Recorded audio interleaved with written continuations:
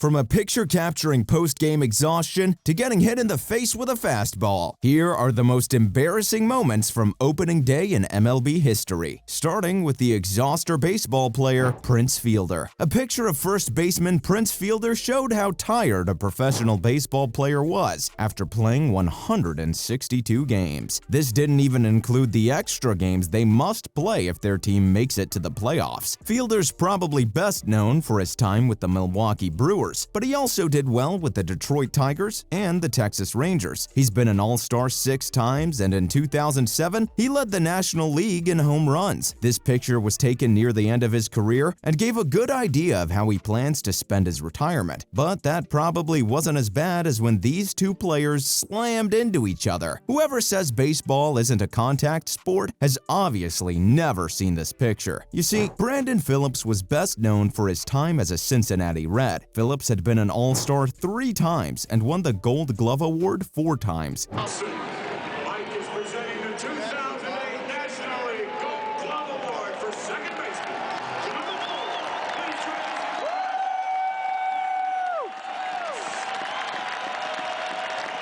In 2011, he also won the Silver Slugger Award. That's when Jonathan Villar, a middle infielder from the Milwaukee Brewers, slid headfirst into him. Villar stole more bases than anyone else in MLB in 2016, and it looks like he got away with it here too, though he may still be sorry he did it. This shot will probably remind the fast Brewer of some painful memories, but that's still not as embarrassing as the time a fan got involved. Remember when Scott Patsudnik got punched in the face? Most likely, people will remember him best for his time with the Chicago White Sox. In fact, he helped the Sox win the World Series in 2005, the same year he was named an All-Star. White Sox fans probably liked how Patsudnik played, but it's clear from this picture that this fan didn't. Going for the loose ball's one thing, but punching a player in the face is another level of fan interference. Even though it's not a good look for Scott Patsudnik, the fan should probably feel embarrassed in this case. It might seem obvious, but don't lose sight of the ball is a rule every player should live by. That's why it was hilarious when this one didn't. Ben Zobrist looked silly in this one game. He helped the Kansas City Royals and the Chicago Cubs win the World Series in 2015 and 2016 respectively.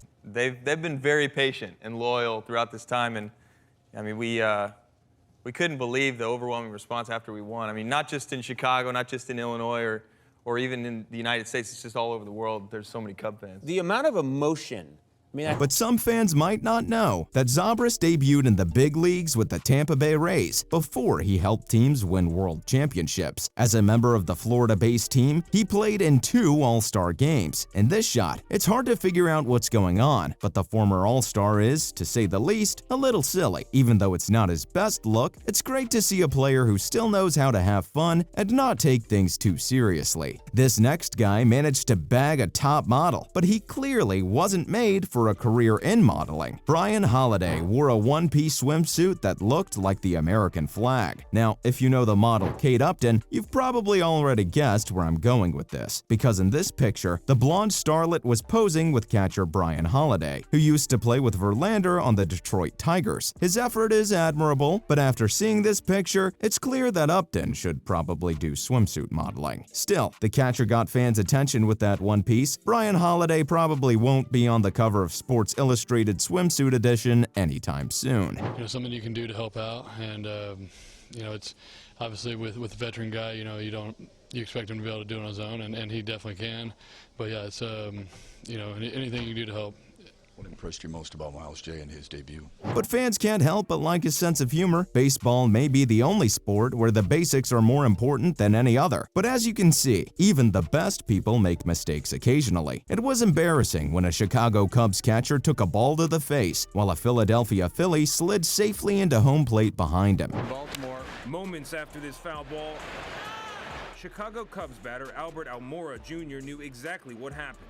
As soon as I hit it, the first person I locked eyes on was her. Here, it looked like the catcher misread the throw because his glove was about 3 feet below the ball. Plays at the plate can be tricky, so maybe he gave up because of the pressure. No matter what happened, the end result in this case was likely very painful. Now everybody knows this guy as a governor of New Jersey, but it doesn't look like he's cut out to be playing baseball. Chris Christie tried representing the Yankees by throwing out the first pitch at a baseball game and failed miserably at it. One has to credit him for trying, but Christie's game face and form could probably use some work. Still, throwing a perfect pitch while standing on the mound in front of millions of fans is hard. He wants him to move closer. Yogi just he just wants to walk closer.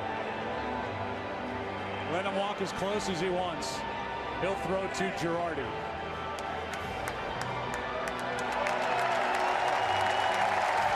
Especially if you're not a trained professional. So I'll have to give the former governor a little slack in this case. Speaking of failed pitches from amateur baseball players, this beauty queen also wanted to try her hand at a ceremonial pitch. Miss Texas 2014 is known for having thrown one of the worst ceremonial first pitches ever seen in MLB history, and that's saying a lot. The picture shows that the ball hit the girl almost as soon as it left her hand. It then rolled about 50 feet to the left of the Texas Rangers coach who was trying to catch it. Yikes. I couldn't hold back a chuckle at this one. Even the mascot couldn't help but laugh in this case, even though his face is kind of stuck in that position. Evans looked pretty athletic, and after she threw the ball, she showed some impressive flexibility. But based on this performance, it doesn't look like she'll ever be a big league pitcher. Throwing a bad pitch as an amateur probably isn't as bad as getting injured by the ball. Ricky Weeks was a free agent infielder who got hit in the face with a baseball.